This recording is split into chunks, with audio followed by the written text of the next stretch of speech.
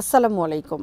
তুরস্কের পররাষ্ট্রমন্ত্রী হাকান ফিদান বলেছেন, ইসরায়েলের প্রধানমন্ত্রী বেনিয়ামিন নেতানিয়াহুর নীতি শুধু তুরস্কের জন্য নয়, বরং ইসরায়েল, সমগ্র মধ্যপ্রাচ্য অঞ্চল এবং আন্তর্জাতিক নিরাপত্তার জন্য একটি বড় বোঝা ও হুমকি। আবুধাবি ভিত্তিক সংবাদ মাধ্যম দ্য ন্যাশনালকে দেয়া এক সাক্ষাৎকারে তিনি এ মন্তব্য করেন বলে জানিয়েছে আনাদোলু এজেন্সি।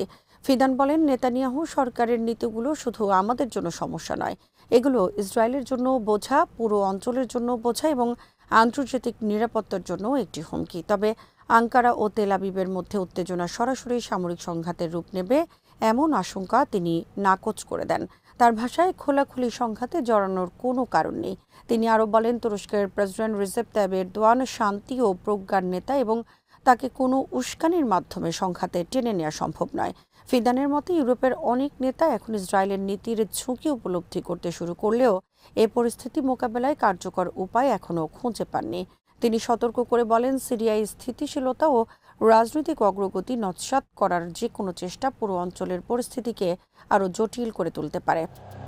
তিনি বলেন, উপসাগরীয় অঞ্চলে চলমান সংঘাতের কারণে আন্তর্জাতিক সম্প্রদায়ের দৃষ্টি গাজা উপত্যকা থেকে অনেকটাই সরে গেছে। ফলে ফিলিস্তিনিদের কাছে পর্যাপ্ত মানবিক সহায়তা পৌঁছাতে ইসরায়েলের উপর আরও বেশি আন্তর্জাতিক চাপ সৃষ্টি করা জরুরি। তার মতে, গাজায় মানবিক সংকট মোকাবেলায় আন্তর্জাতিক সম্প্রদায়কে আরও সক্রিয় ভূমিকা নিতে হবে। আঞ্চলিক বিরোধ নিষ্পত্তিতে তুরস্কের ভূমিকার কথাও তুলে ধরেন ফিদান। তিনি বলেন, আমরা সবাইকে চিনি, প্রতিটি সংঘাতের গতিশীলতা সম্পর্কে আমাদের ধারণা রয়েছে। তাই কি ঘটছে এবং কিভাবে সংঘাত বন্ধ করা যায় তা বোঝার ক্ষেত্রে আমরা সবচেয়ে উপযুক্ত অবস্থানে আছি। মধ্যপ্রাচ্যে দীর্ঘমেয়াদী শান্তি প্রতিষ্ঠার জন্য তিনি প্রতিটি দেশের সার্বভৌমত্ব ও ভৌগোলিক অখণ্ডতার প্রতি পূর্ণ সম্মান প্রদর্শনের আহ্বান জানান। তার মতে, এমন একটি নতুন আঞ্চলিক নিরাপত্তা কাঠামো গড়ে তুলতে হবে যেখানে সব দেশের নিরাপত্তা, রাজনৈতিক স্বাধীনতা এবং সীমান্তের অখণ্ডতা নিশ্চিত থাকবে। এ প্রসঙ্গে তিনি বলেন, ইরান দীর্ঘদিন ধরে দাবি করে আসছে যে বিভিন্ন দেশে তাদের মিত্র গোষ্ঠীগুলোর উপস্থিতি ছিল আগাম নিরাপত্তা নিশ্চিত করার কৌশল। অন্যদিকে ইসরায়েলও নিরাপত্তার অজুহাতে অঞ্চলের বিভিন্ন অংশে সামরিক উপস্থিতি বজায় রেখেছে। যদি এমন একটি নতুন নিরাপত্তা ব্যবস্থা প্রতিষ্ঠিত হয় যা সব পক্ষের নিরাপত্তা নিশ্চিত করবে, তাহলে ইরানও আগের অবস্থানে ফিরে যেতে প্রস্তুত থাকবে বলে তিনি মনে করেন। তার ভাষায়, আমি বিশ্বাস করি ইরান বাস্তবতা অনুধাবন করার মতো যথেষ্ট পরিণত।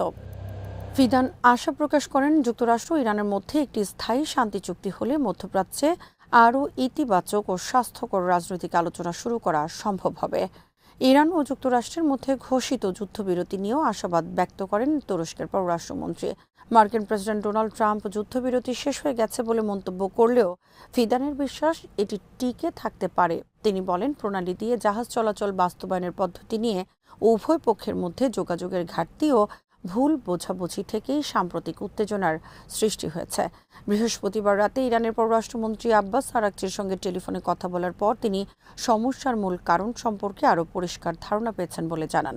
ফিদানের মতে, বর্তমান সংকটের একমাত্র কার্যকর সমাধান হল উত্তেজনা প্রশমন। তিনি বলেন, উভয় পক্ষই আন্তরিকভাবে যুদ্ধবিরতি বজায় রাখতে এবং শান্তি চুক্তির দিকে এগিয়ে যেতে চায়। তবে ভুল যোগাযোগ, উস্কানি বা পাল্টা প্রতিক্রিয়ার কারণে অনাকাঙ্ক্ষিত ঘটনা ঘটার ঝুঁকি সবসময় থাকে। তাই সবাইকে অত্যন্ত সতর্ক থাকতে হবে। আজ এখানেই শেষ করছি। সমরাস্ত্র, প্রতিরক্ষা ও কূটনীতির নানা তথ্য জানতে চোখ রাখুন বিডি ভিউজ ইনফোটেনমেন্টে। চ্যানেলটি ভালো লাগলে সাবস্ক্রাইব করুন, সংযুক্ত থাকুন আমাদের ফেসবুক পেজে। আল্লাহ হাফেজ।